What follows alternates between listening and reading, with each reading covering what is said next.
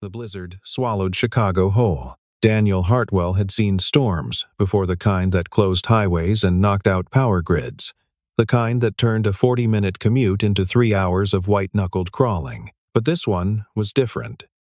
This one felt intentional. The city had gone quiet in a way that reminded him of something he hadn't thought about in years: the silence before an ambush. His shift had been canceled at 11. A water main under the lakeshore facility had burst, flooding the lower levels, and the site supervisor had sent everyone home. Daniel didn't argue. He never argued about getting back to his daughter. He drove carefully, wipers slapping at the snow, heater blasting. Lily would be asleep by now. It was past her bedtime. Clara would have made sure of that warm bath. Story. The little stuffed rabbit tucked under her arm. Everything predictable, everything safe. He turned onto Kimball and noticed the lights in his house were lower than they should have been. Not off. Not exactly wrong. Just low. He parked at the curb, cut the engine, and sat for a moment with the snow coming down hard enough to blur the streetlights. Something in his chest, something old and trained, had gone still. He looked at the front walk. There were footprints in the snow. 2 sets, maybe 3. Coming from the side of the house, not from the street. Nobody walks through a blizzard from the side of a building unless they don't want to be seen from the front. Daniel reached under his seat and found the tactical flashlight he kept there from old habit. He didn't think about why he was moving quietly, why he was stepping around the loudest patches of snow as he approached the door. He just did it. The body remembers what the mind tries to forget. The front door was unlocked, not broken, not forced. Just unlocked when he was certain Clara always locked it after dinner. He pushed it open 1 inch at a time. The hallway was dark. The only light came from the kitchen, a faint orange glow, like a lamp turned to its lowest setting. The house smelled of the chicken soup Clara had made that morning, and beneath it, faintly, something else. Something cold. Something that had come in from outside. He stepped inside. A hand shot out of the darkness and grabbed his arm. Clara pressed her back against the wall, one hand wrapped around Daniel's forearm and the other raised. Palm flat, fingers spread the universal signal for stop. Don't move, don't speak.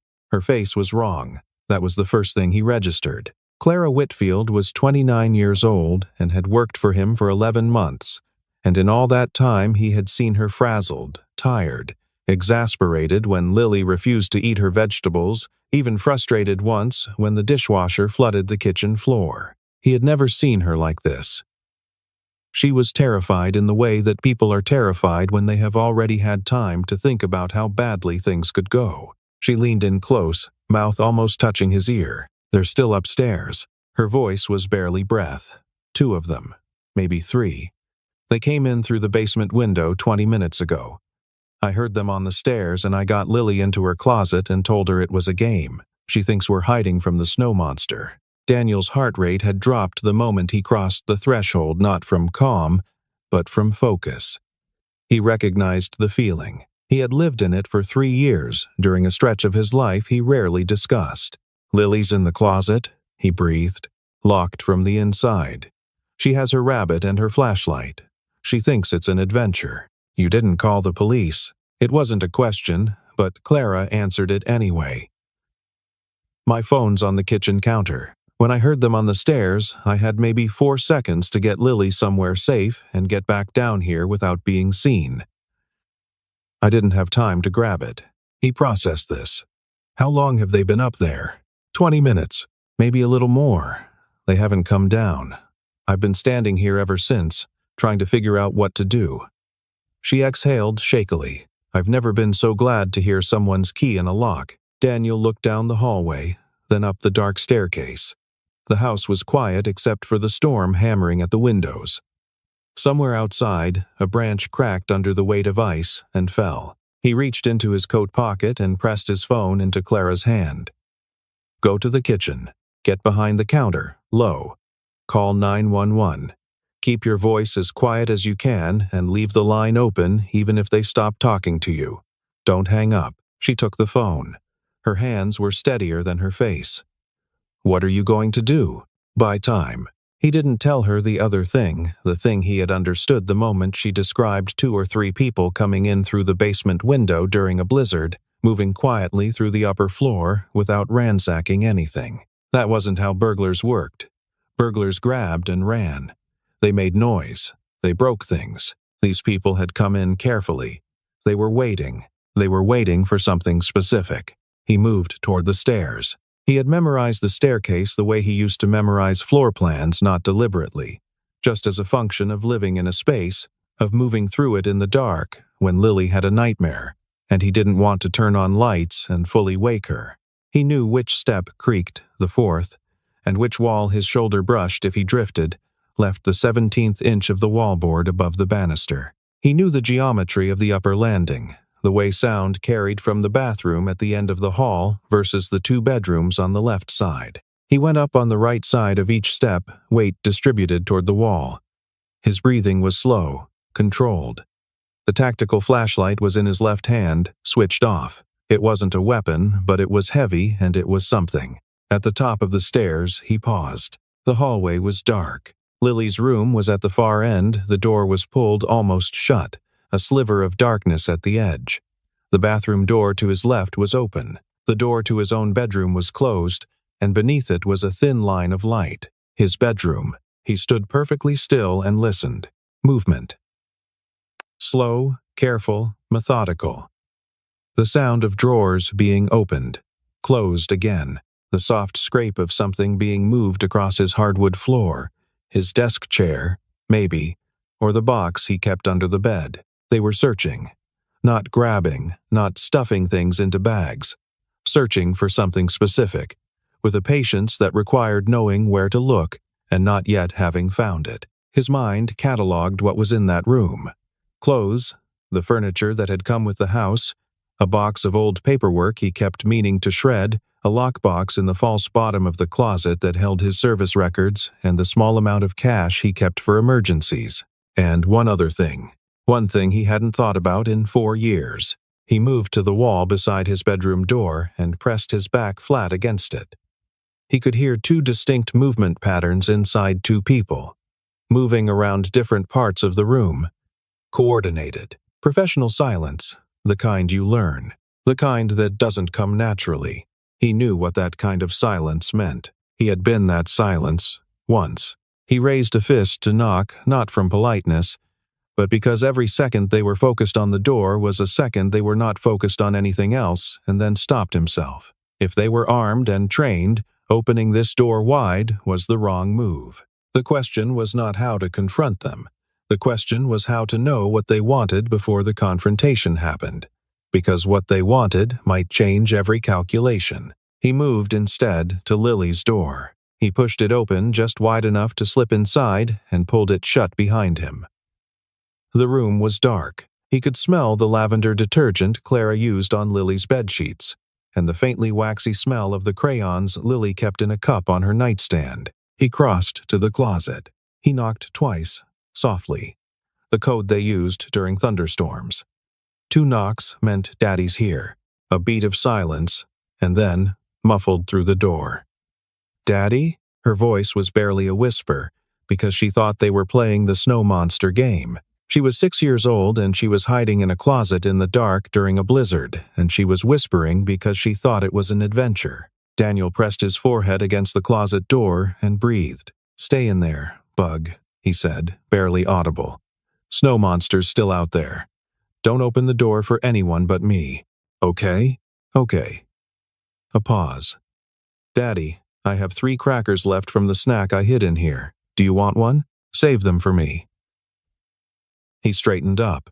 He went back to the door. He had about 4 minutes before the police arrived, assuming Clara had gotten through clearly, assuming the 911 dispatcher had understood her, assuming patrol cars could move through the blizzard at any kind of speed. 4 minutes was either plenty of time or not nearly enough, depending entirely on what the people in his room decided to do. His phone buzzed once Clara, sending a text confirmation from the kitchen.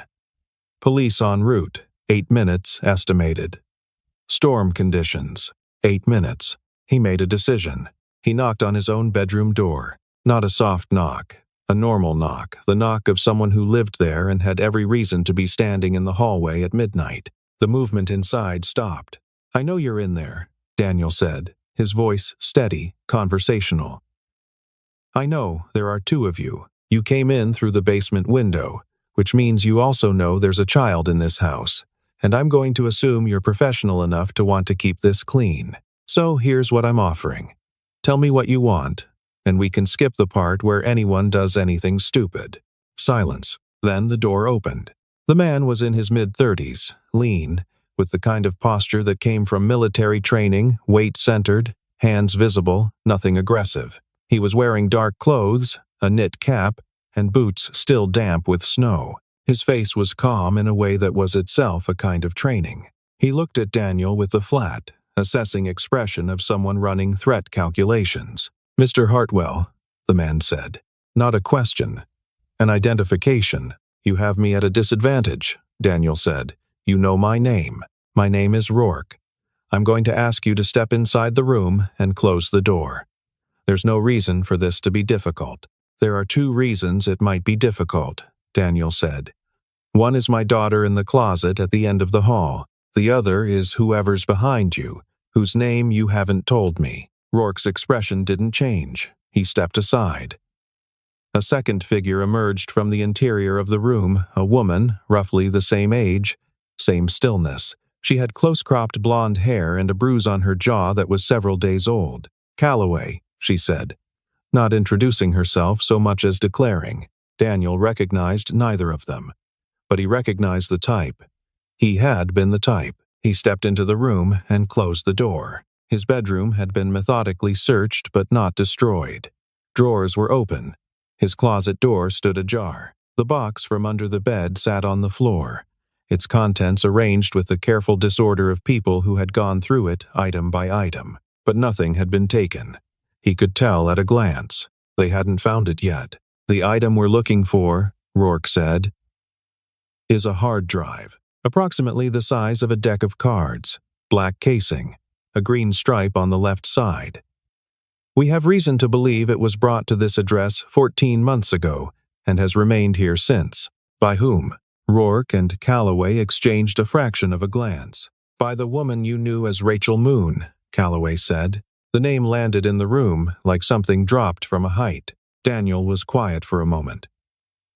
"Rachel is dead," he said. "We know. She died in a car accident on the Eisenhower Expressway 16 months ago. The police ruled it an accident." "We know what the police ruled," Rourke said. Daniel looked at him. "You're telling me they were wrong?"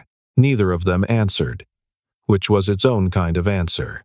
"And Lily," Daniel said slowly, "is the reason we need the drive?" Calloway said. "Not a threat. An explanation.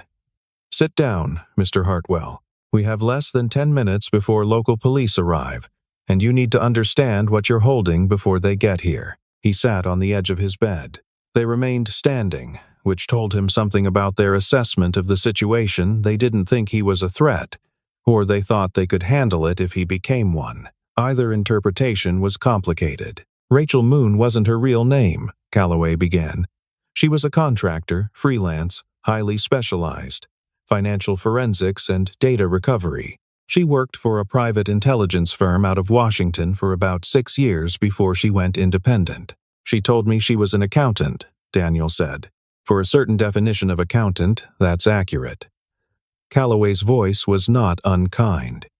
"She found you about 2.5 years ago. We believe the relationship was genuine. That part isn't in question. What's relevant is what she was working on during that time." Rourke pulled a small tablet from inside his jacket and turned the screen toward Daniel. On it was a photograph of a document, dense columns of numbers, routing numbers, and account identifiers. Rachel was building a case against a man named Warren Aldgate. He runs a logistics and import company called Aldgate Continental. On paper, it's perfectly legitimate. In practice, it's a mechanism for laundering approximately $80 million a year through a series of shell companies in the Cayman Islands and Cyprus. "You're telling me Rachel was investigating this man. We're telling you she had essentially completed the investigation. She had assembled everything necessary to put Aldgate in a federal prison for 20 years.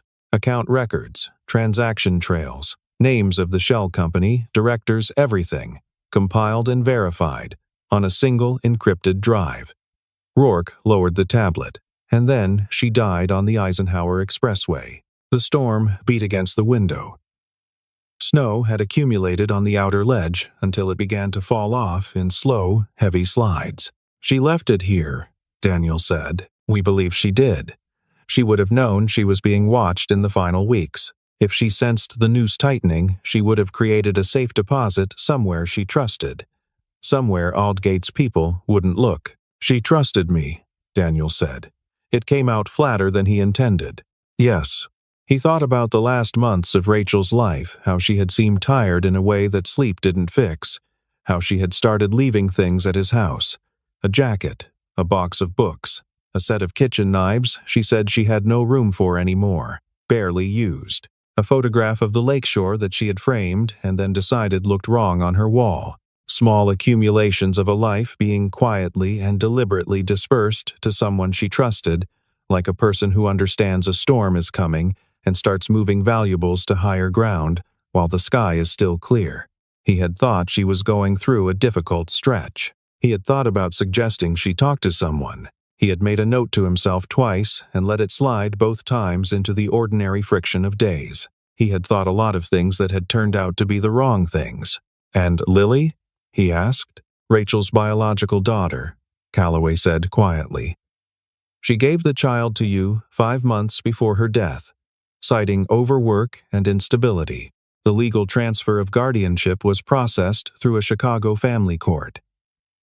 It was all legitimate. I know it was legitimate. I was there. What we're telling you is that Rachel knew she was going to die. She arranged for Lily to be with someone she trusted before it happened. She put the evidence somewhere safe, and she put her daughter somewhere safe, and then she drove to a meeting she knew was a trap." Daniel stood up. He needed to stand up. He walked to the window and looked out at the snow coming down, at the orange-gray sky above the rooftops. His hands were steady. His chest was a different matter. "Aldgate's people," he said. "They're the ones who sent you." "No," Rourke said. "We were sent by the U.S. Attorney's Office for the Northern District of Illinois. We're not Aldgate's people. We're the people who have been trying to build the case Rachel spent 18 months building, without the drive she was carrying when she died." He paused. "We're the good guys, Mr. Hartwell. I understand how this looks from your position.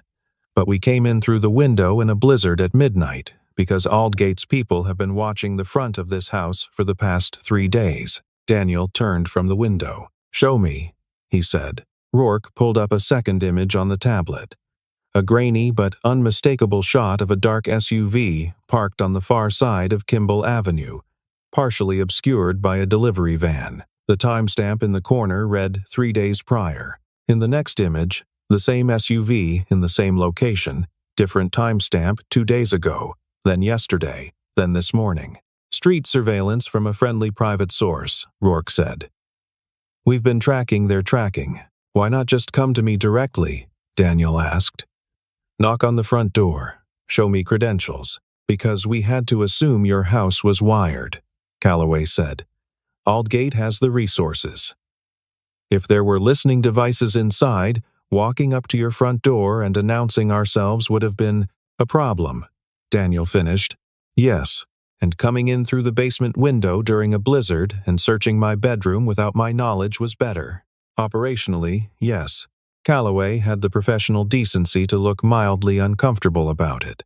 "We identified the window as the one entry point not visible from the street where the SUV was parked. We scanned for devices downstairs before we moved up.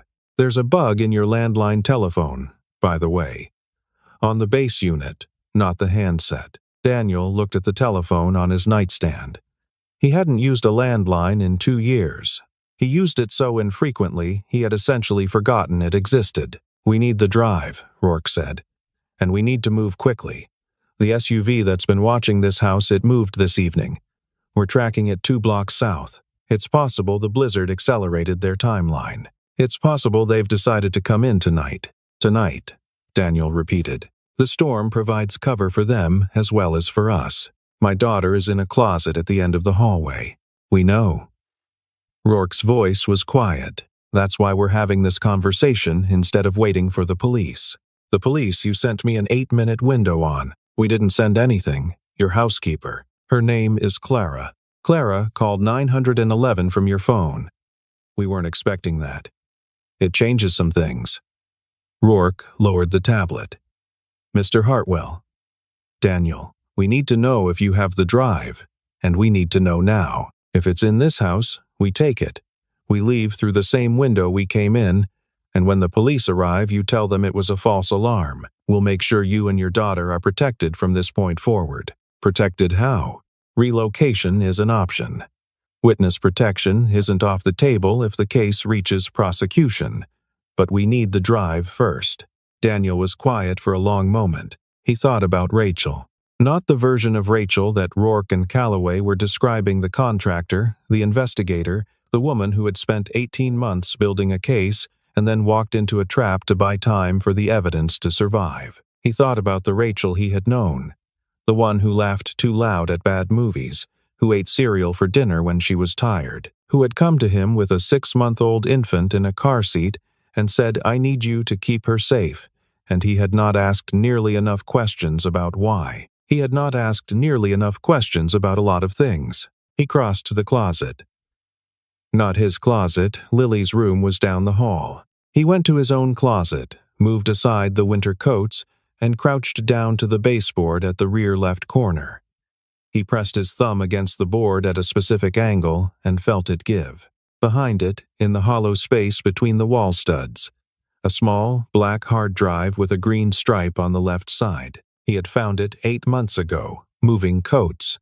He had not known what it was. He had put it back and tried not to think about it. The way you try not to think about the things the dead leave behind that you don't understand. He held it out. Calloway crossed the room in 3 strides and took it with both hands. Downstairs, from the direction of the basement, there was a sound. The sound was specific, not the settling of the house, not a pipe, not wind. It was the sound of something metallic making contact with a surface below. A window frame being levered or a latch being turned. Rourke was at the bedroom door in 2 seconds. He held up a fist stop and pressed his ear close to the gap without opening it. "Basement," he said, barely audible. "Aldgate's people," Calloway said. Daniel was already thinking about Lily. The closet at the end of the hall. 2 knocks. His daughter with a stuffed rabbit and 3 crackers and no idea what was happening outside the door. "How many?" he asked. "Unknown." Rourke was clipping something to his belt. Daniel recognized the shape of it, the weight of government-issue hardware. "We need to get the drive out of this house before they reach the upper floor. Once it's gone, you have nothing they want, except my daughter, if they figure out who she is. She's 6 years old," Calloway said. "They want the data. She's not a target. She's Rachel's daughter." That stopped both of them. A fraction of a pause, a recalibration. "Then she's safest in the closet until this is over," Rourke said. "Which means we need to end it fast." From downstairs, a heavier sound. Footsteps on concrete, moving below. Daniel made a quick, practical assessment. He was in a house with 2 federal agents who had come in through the same window Aldgate's people were currently using. He had a 6-year-old daughter at the end of the hall. He had a housekeeper behind a kitchen counter on the ground floor with his phone. A 911 line and 8 minutes that had probably compressed to 4. He had a tactical flashlight and his own training from a decade he rarely talked about. He had fought in worse configurations. "The kitchen," he said. "Clara." Rourke nodded. "I'll take the staircase. You go for her. The basement stairs come up through the laundry room, which connects to the kitchen." Rourke absorbed this. "How many ways in from the laundry room?" "1 door. Does it lock from the kitchen side?" "Bolt and chain. Then bolt it and get Clara behind the center island. Stay low." Rourke looked at Daniel with the direct, flat assessment of a professional making decisions fast. "Are you going to be a problem?" "No." "Okay. Go." Daniel went. He moved through the bedroom door, Down the hall, he checked Lily's door as he passed it. Still closed. No sound from inside, and down the stairs as fast as he could move silently. He was through the kitchen in 4 strides. He could hear movement on the other side of the laundry room door. Close, heavy. More than one person. He threw the bolt, pulled the chain across, pressed his back flat against the wall beside the doorframe. Clara was already behind the island, crouched, white-faced, his phone in both hands. She looked at him with the wide, still expression of someone who had been very frightened for a long time and was now running purely on the far side of adrenaline, past fear into something simpler and more functional. "Police?" he said. "3 minutes," she said. They confirmed. She held up the phone so he could see the screen. The 911 line still open. A dispatcher's voice saying, "We're 2 minutes out. Stay on the line." Something hit the laundry room door from the other side. Heavy, blunt, a shoulder or a boot. The bolt held. Daniel counted. The door was solid core, the kind that came with older Chicago houses, built when doors were still built to last. The bolt was steel. It would take time. Upstairs, he heard movement. Then, he heard nothing. Then, the front of the house filled with light.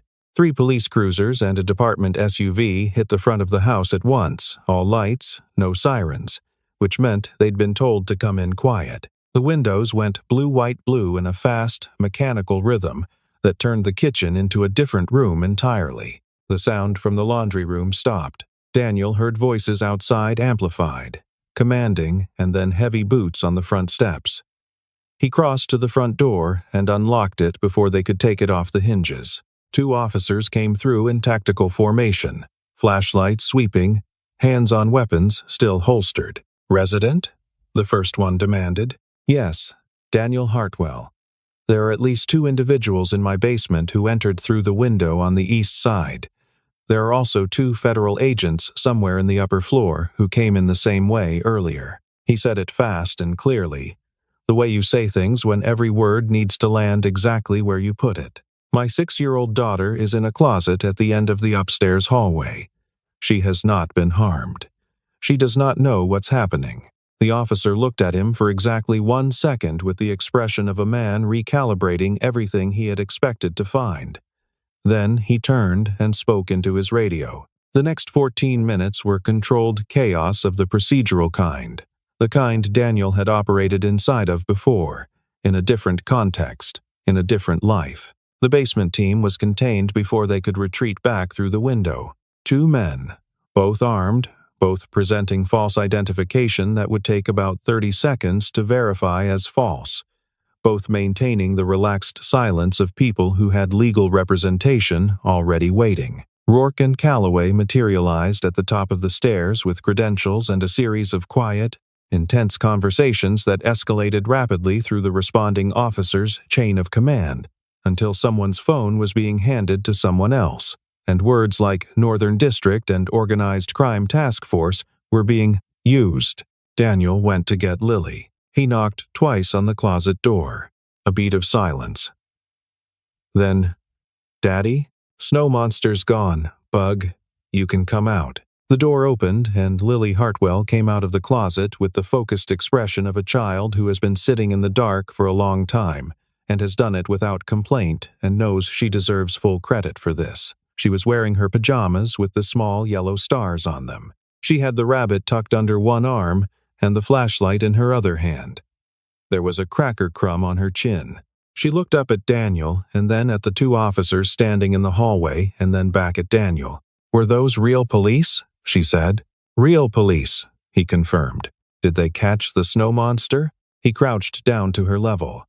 Her eyes were serious and dark and remarkably composed. She had his coloring, or rather, she had Rachel's coloring, and he had always chosen not to examine that coincidence too closely. "They caught it," he said. "It's not coming back." She considered this. "Can I have hot chocolate?" "You can have whatever you want." He picked her up. She settled against his shoulder with the ease of a child who has never had a reason to doubt that the person carrying her will not put her down. He stood in the hallway with his daughter and listened to the activity in the floors below, and above him the procedural dismantling of a situation he still only partially understood, and he thought about Rachel, about what it cost to plan that carefully for the things you love, about the kind of math you do when you know the outcome and you're trying to protect as much as possible in the time you have left. He thought about the drive, and what it contained, and who would use it, and what it would become in the hands of prosecutors and federal judges, and eventually a jury somewhere in this city. He thought about whether any of that would mean anything in the end. To Lily. He decided it would. It was past 3 in the morning by the time the last patrol car pulled away from the curb. Clara Whitfield sat at the kitchen table, with both hands wrapped around a mug of tea she had made herself as soon as the house was cleared, as if the act of making tea was proof that the house was a kitchen again, and not a staging ground. She looked exhausted in the clean, flat way that follows extreme, sustained fear, not shaken past shaking, into stillness. Lily was asleep on the couch under 3 blankets, one of which was the good throw that Rachel had given Daniel 2 years ago, and which he had always meant to move somewhere less accessible to a 6-year-old who used it as a fort component. Daniel made coffee. He brought 2 cups to the table and sat down across from Clara. "I owe you an explanation," he said. "You owe me a significant raise," Clara said, and then an explanation. It surprised him enough that he almost smiled. "The raise is a given." "Good." She pulled the mug closer. "Was any of that connected to Lily? To who she is?" He looked at her. "What makes you ask that?" "Because I've been with you for almost a year," Clara said. "And I've been watching her for almost a year. She has your cadence when she talks, the way you stop before you say something you're not sure about. She has your patience, but she doesn't have your face." She looked at him evenly. "I'm not asking for details. I'm asking whether she's safe." "She's going to be safe," Daniel said. He meant it with more certainty than he had felt about many things. "The people who were in this house tonight, the ones from the government, they got what they came for. And the ones from the other side are going to be occupied for a while. And after that, there may be some changes." He wrapped both hands around his coffee. They used the word relocation. Clara was quiet for a moment. "When? I don't know yet. I'm going to have a longer conversation with them in the morning. Or whenever this constitutes morning." She nodded slowly. She had the particular composure of someone who has worked through the worst of a scenario and come out the other side with a revised understanding of their own capacity. It was not the same as being unaffected. It was more like having passed a test you didn't know you were taking and finding, to your mild surprise, that you had passed it. "When you go," she said, "will you tell me? Not leave a note. Actually tell me." "Yes," he said. She drank her tea. Outside, the storm was finally beginning to ease, the snow coming down lighter now, quieter, the wind dropping to something manageable.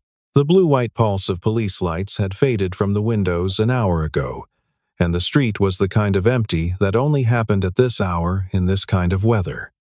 Absolute, clean, the city returned to itself.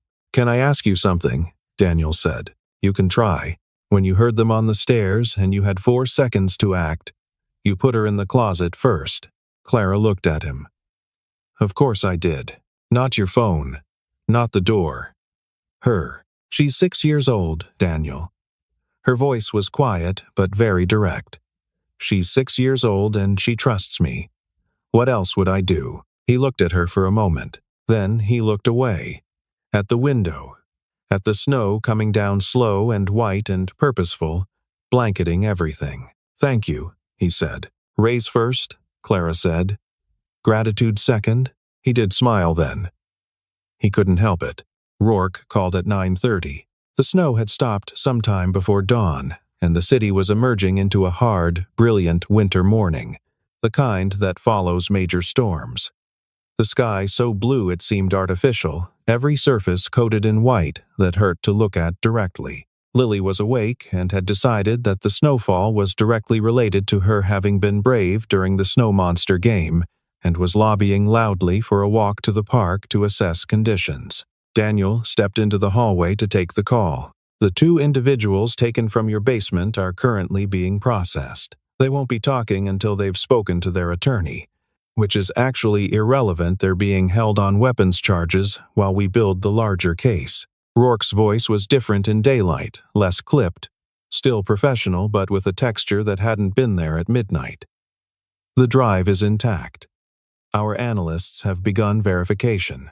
Everything Rachel assembled is there. All of it? All of it. 18 months of work. The full account trail on Aldgate Continental, identified entities in 4 offshore jurisdictions, and a list of domestic partners that's going to create some significant problems for several people who consider themselves quite secure. He paused. She was exceptional at what she did. I know, Daniel said. We'd like to debrief you formally at our Chicago field office at your earliest convenience, meaning today, if possible. But we'll work around Lily's schedule, and we need to have a substantive conversation about protective measures going forward. Relocation. It's one option, not the only one. Depending on how the Aldgate case proceeds and what level of exposure you and Lily carry as connected parties, we may be able to manage security around your current location rather than disrupting your lives more than we already have. More than you already have, Daniel repeated. I acknowledge the irony of that framing. A pause that might, in a slightly different version of Rourke, have been sheepish. There's one more thing. There usually is. Rachel left a letter. It was on the drive, encrypted separately, addressed to you. Our analysts flagged it, but haven't opened it.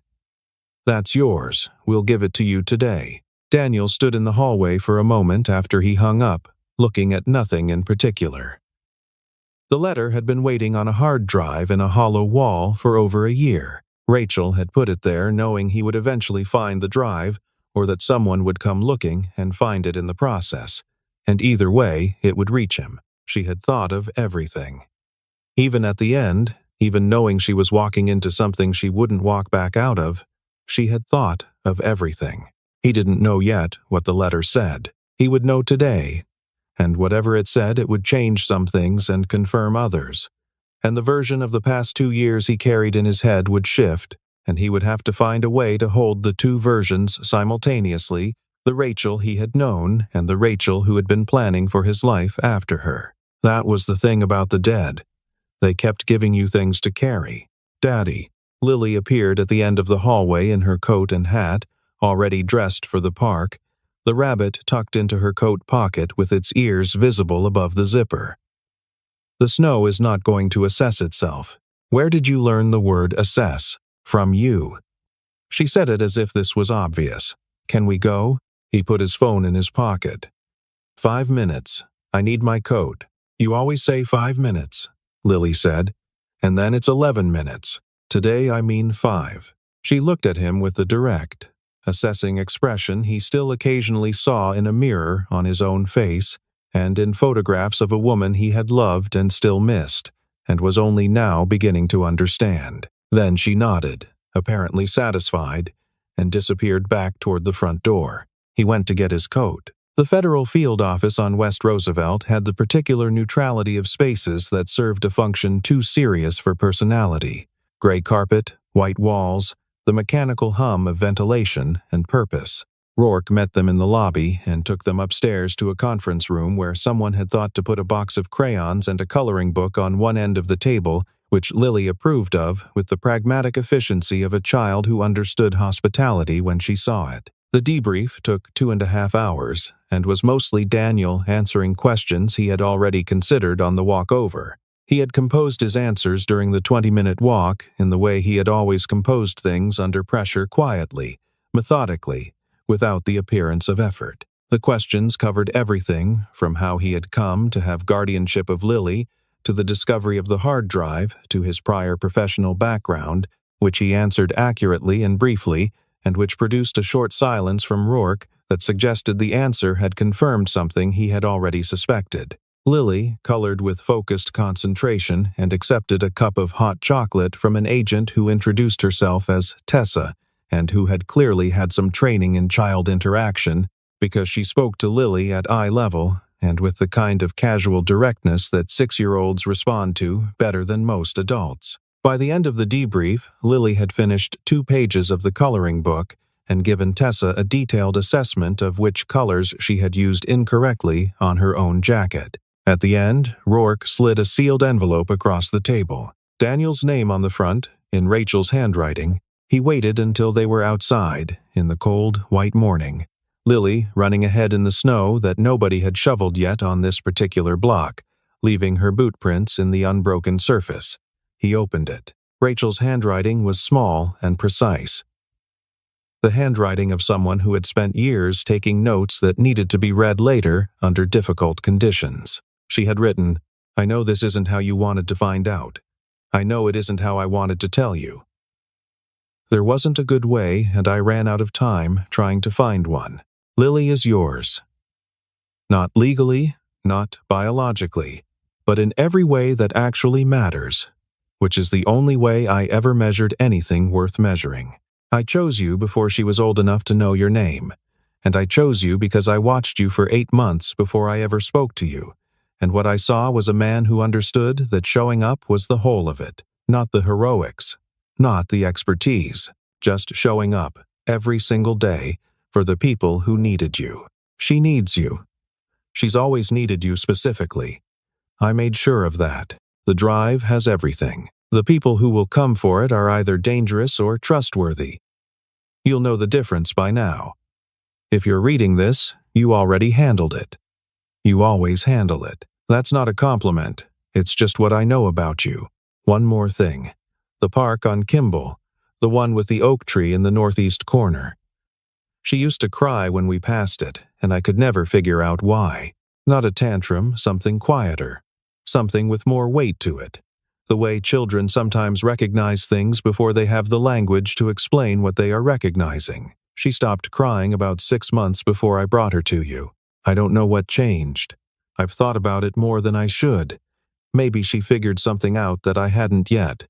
She was always ahead of me that way. Take care of each other. Archon. He folded the letter and put it in his inside pocket. Ahead of him, Lily had reached the end of the block and turned to check that he was still there.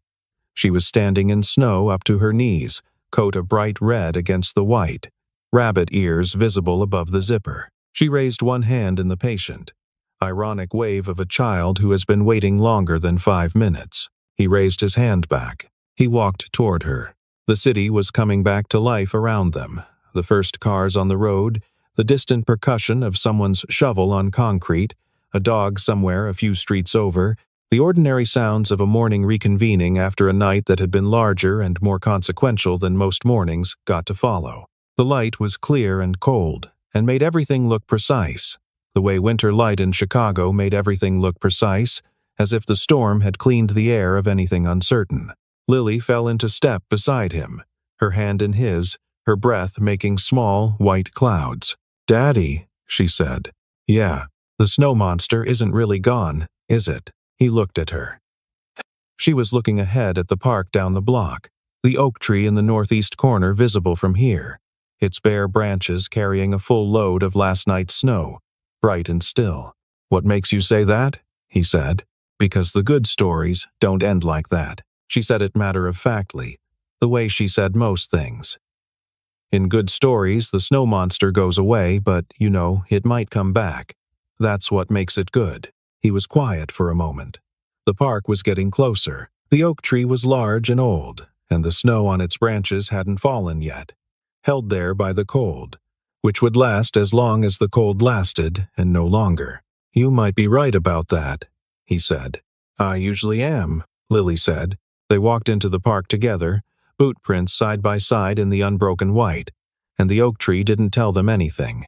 And the morning continued. Warren Aldgate was indicted 14 weeks later on 17 federal counts, including money laundering, obstruction of justice, and conspiracy to commit murder in the second degree. The last count came late, added after forensic reconstruction of Rachel Moon's final weeks produced evidence sufficient to tie Aldgate's organization to what had been ruled a traffic accident on the Eisenhower Expressway. The case made national news for approximately 11 days, the way large but complex financial crimes do a burst of coverage followed by the gradual retreat of public attention toward things more immediate, more legible, more easily resolved into heroes and villains. Daniel did not watch the coverage. He read the relevant documents when Rourke forwarded them, understood what he needed to understand, and filed it away. They did not relocate.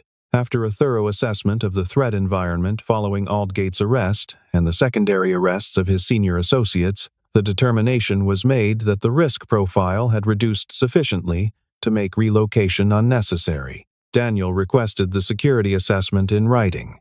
He read it twice. He made his own assessment on top of theirs, which was something Rourke later told him was unusual for a civilian, and which Daniel declined to explain. Clara Whitfield received a 20% raise effective immediately and a second raise 3 months later that Daniel decided on the same day. Lily told him, unprompted, that Clara was her favorite person after him and the rabbit. Clara accepted both raises without comment and continued to do her job with the same composed competence she had always brought to it, which now included a tacit, unspoken understanding between the three of them, Daniel, Clara, and Lily, that some nights were larger than other nights, and that what mattered was showing up the morning after.